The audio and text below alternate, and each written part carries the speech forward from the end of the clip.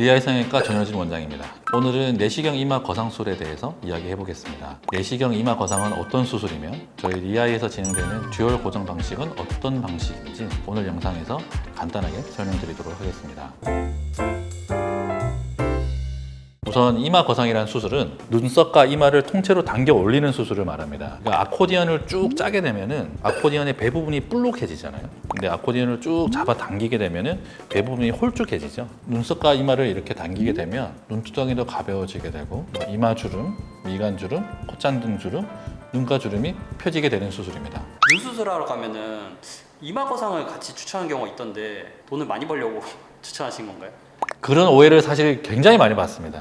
성형외과 의사들 사이에서 이런 얘기가 있어요. 눈 수술의 완성은 이마 거상이다. 모든 눈 수술은 눈썹과 눈꺼풀 사이 거리가 좁아지는 방향으로 진행이 됩니다. 늘어나 있는 피부를 자르게 되면 그 자른 만큼 좁아지게 될 거고, 눈뜨기가 편해지게 되면 눈썹에 힘이 빠지게 되니까 또 요 사이 거리가 좁아지게 됩니다. 그러면 점점점 인상은 답답해지는 거죠. 요 사이 거리를 넓혀줘서 인상을 시원하게 만들어줄 수 있는 수술은 한 가지밖에 없습니다. 이마 거상입니다. 수술 후에 요 사이 거리가 너무 좁아질 걸로 예상되는 경우에는 이마 거상을 권해드리는 이유가 이제 바로 그것입니다. 예전에는 이제 이마 거상 수술을 권하면은 마치 돈독 오르는 의사처럼 오해를 하시긴 했는데, 요즘에는 이마 거상에 대해서 많이들 알고 계십니다. 환자분들이 먼저 이마 거상에 대해서 얘기하시는 경우도 있고, 수술의 연령대도 이마 거상이라는 수술이 처음 나왔을 때는 고령의 환자분들을 주로 수술을 했다면 요즘에는 자연스러움을 추구하는 분위기이기 때문에 나이가 훨씬 어린 분들한테도 미리 이마 거상을 권하는 경우가 있습니다.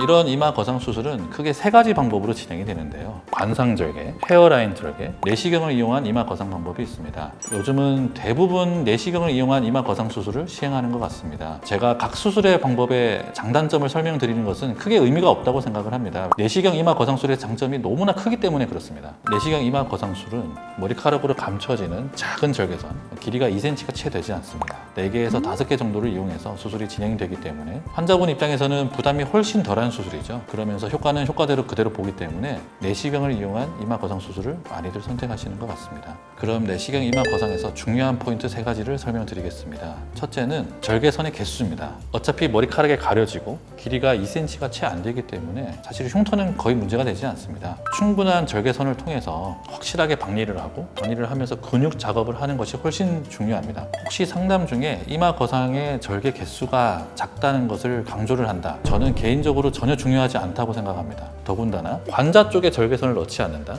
이것은 오히려 결과가 오래 지속되지 않는 결정적인 요인이라고 생각을 합니다. 둘째, 이마 거상은 단순히 눈썹 이마를 당기기만 하는 수술이 아니라는 점입니다. 이마에는 눈썹 내린근이라고 해서 눈썹을 끌어내리는 역할을 하는 근육이 있습니다. 이 근육은 이마 거상을 통해서 기껏 당겨놓은 눈썹을 끌어내리는 역할을 하니까 수술 후 결과를 오래 유지하는 데 있어서 방해가 되는 근육이 됩니다. 이마 거상 수술을 하면서 이 근육에 대한 적절한 조작을 해서 이 근육의 힘을 약하게 해줄 필요가 있습니다. 이 근육은 사실 이마와 정수리를 담당하는 여러 신경들 사이로 지나가기 때문에 이 근육을 조작하기 위해서는 해부학적인 지식이라든지 경험이 굉장히 중요합니다. 결국 이 근육의 처리를 꼼꼼하게 잘 해줘야지 눈썹을 당긴 이마 거상의 결과가 오랫동안 유지가 될 수 있다고 생각을 합니다. 마지막으로 고정인데요. 서양인들 같은 경우에는 눈썹 바깥쪽을 주로 당겨서 눈썹이 약간 이렇게 경사를 지게 하는 폭시 아이라고 부르기도 하고 그런 눈썹을 좀 더 선호하기도 합니다. 동양인에서는 조금 더 평평한 눈썹 모양을 선호하기 때문에 눈썹의 내측 그리고 외측을 동시에 당겨서 고정하는 것이 중요하다고 생각하기 때문에 이마의 가운데, 이마 바깥쪽 총 3군데를 고정을 하고 있습니다.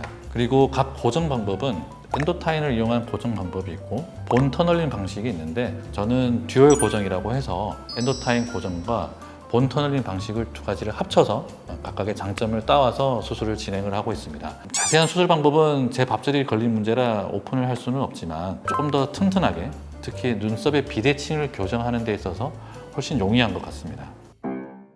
오늘은 이렇게 내시경 이마 거상 수술에 대해서 알아보았는데요. 사실 눈 수술 상담을 하러 오셔가지고 이마 거상 수술을 얘기를 들으면 덜컥 부담이 되고 겁이 나는 게 당연합니다. 하지만 내시경 이마 거상 수술은 이전의 관상 절개라든지 헤어라인 절개 수술과는 다르게 수술의 부담이 훨씬 덜한 수술이기 때문에 너무 부담을 가지지 않으시고 상담을 받으셨으면 좋겠습니다. 오늘 영상을 참고하셔서 내시경 이마 거상 수술을 고민하고 계신 분들에게 도움이 되었으면 좋겠습니다. 지금까지 리아이 성형외과 전효진 원장이었습니다.